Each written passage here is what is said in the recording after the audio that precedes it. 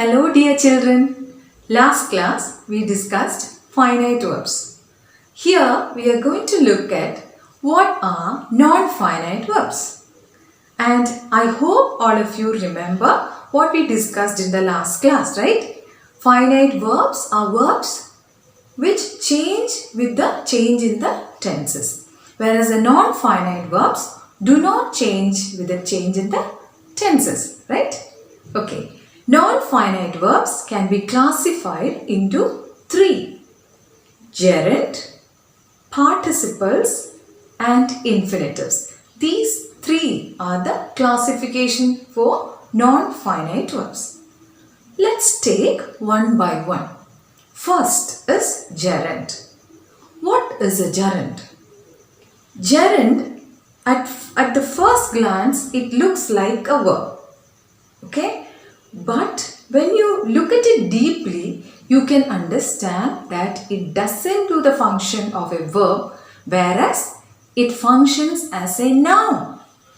I'll give you an example. Okay? First example.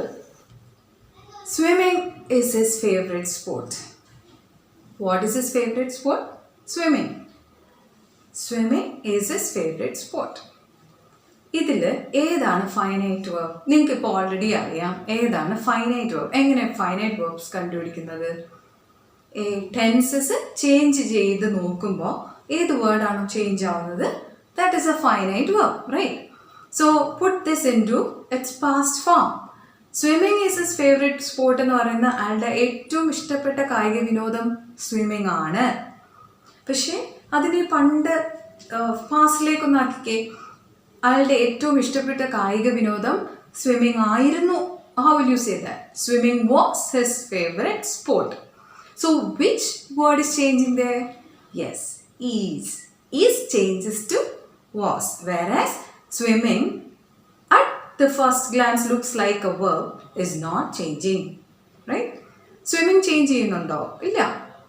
പക്ഷേ നിങ്ങൾക്ക് swimming കാണുമ്പോൾ അതൊരു വേർബാന്ന് തോന്നും. ഇപ്പോൾ ചെറിയ ക്ലാസ്സിൽ മുതൽ നിങ്ങൾ പഠിക്കുന്ന എന്താ?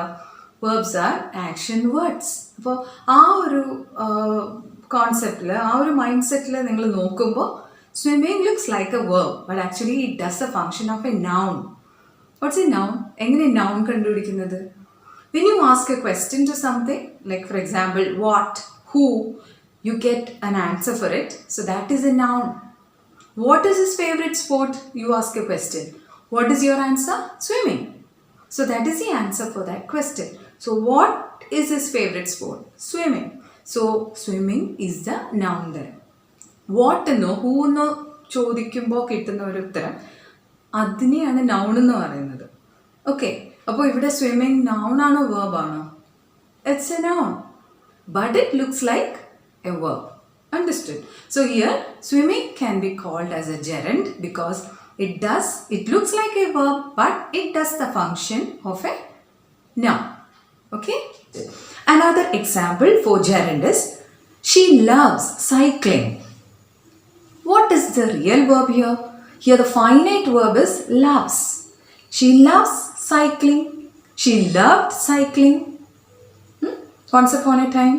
So in that way, loves is a real verb. It changes with the change in the tense. Whereas cycling, does it change? No, cycling doesn't change. She loves cycling. She loved cycling. She will love cycling.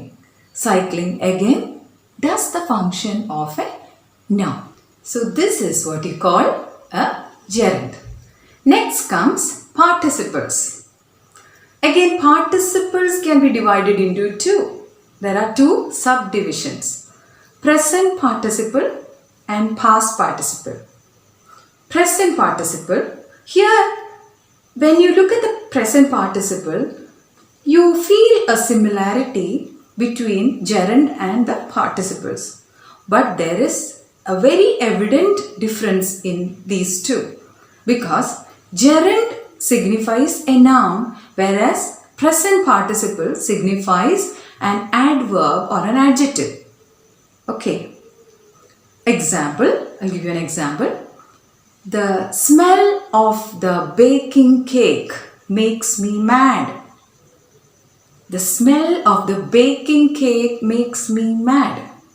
Here, the real verb is makes. Okay? Why? The smell of the baking cake made me mad. That can also be. Bake ചെയ്ത കേക്കിൻ്റെ smell എന്നെ ഭ്രാന്ത് പിടിപ്പിക്കുന്നു. That is the meaning of that sentence. And it can change with the change in the tenses, which can change.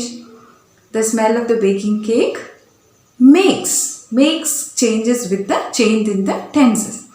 Whereas there is another word that looks like a verb, which is that very good, baking, because it has an ing form attached to it, right? So it looks like a verb, just like we had, some of you must have mistaken gerund. So ing, baking, looks like a verb, but it is not a verb there. It does the function of an adjective. Baking cake. എങ്ങനത്തെ cake? Baking cake. So കേക്കിനെ qualify ചെയ്യുന്ന ഒരു word adjective ആണ് അവിടെ baking. Okay? So it doesn't do the function of a verb. Understood? So that is a present participle that comes under non-finite verb. Another example I'll give you. When present participle functions as an adverb. Example, sitting in the park, she writes poetry. Sitting in the park, she writes poetry. Sitting in the park, she wrote poetry. Sitting in the park, she will write poetry. Again, sitting doesn't change. Okay?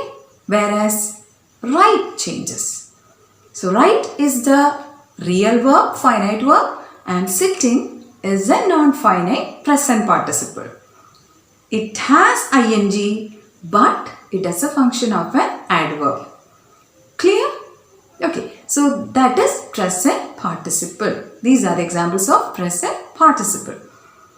Then the next participle is past participle. It looks like a past participle, it looks like a verb, but again it does a function mainly as an adjective. An example is, I can see a newly constructed building. I can see a newly constructed building. Here the real verb, finite verb is can see. I could see. I saw. Okay, so can see is the real verb. Whereas, which is the other word that looks like a verb there? Right, constructed. Understood? Next, another example I'll give you. This homemade cake looks yummy. This homemade cake looks yummy. Looks again stands for the finite, whereas homemade, that looks like a verb, stands for non-finite past participle. Why is it called past participle? Because it has a form of past tense form.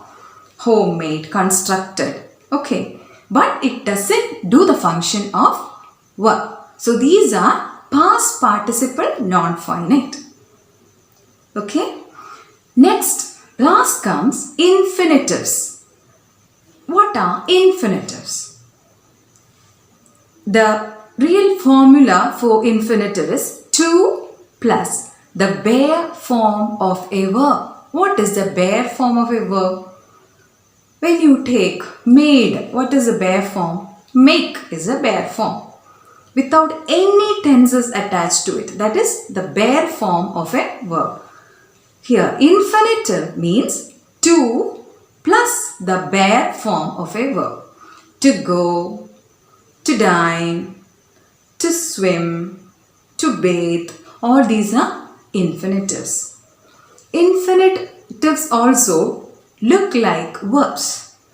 Okay, example, Rahul wants to go there. Rahul wants to go there. അവന് അവിടെ പോവാൻ ആഗ്രഹമുണ്ട്. അവന് അവിടെ പോവാൻ ആഗ്രഹമുണ്ടായിരുന്നു. How can you put it into English? Rahul wanted to go there. Wanted to go there. Which word is changing? Want. Only want is changing. To go is not changing. Why? Because it is a non-finite verb that has infinitives. That is the classification. So wants changes with the change in the tense, whereas to go doesn't change because it has the function of non-finite verb. Clear? Another example. She likes to eat snacks. She likes to eat snacks. She liked to eat snacks. To eat is the infinitive which doesn't change when you convert the sentence into its different tenses. Clear? So these are the things that come under non-finite, which are gerund, participles, under which you have two subcategories that are present participle and past participle, and infinitives. Okay? അപ്പോൾ എന്തിനാണ് നമ്മൾ non finite verbs പഠിച്ചത്? കാരണം non finite verb എന്താണെന്ന് പഠിച്ചാൽ മാത്രമേ finite verbs എന്താണെന്ന് നിങ്ങൾക്ക് അറിയാൻ പറ്റുള്ളൂ. ഫൈനൈറ്റ് വേർബ്സ് എന്താണെന്ന് മനസ്സിലാക്കിയാൽ മാത്രമേ നമുക്ക് മെയിൻ ടോപ്പിക്കിലേക്ക് പോകാൻ പറ്റുള്ളൂ. ആ main topic is clauses. Okay, so that is why we went through all these things, and I hope all of you could follow what I conveyed here. If you have any queries, please put them in the comment boxes below or call me personally. Okay, thank you children.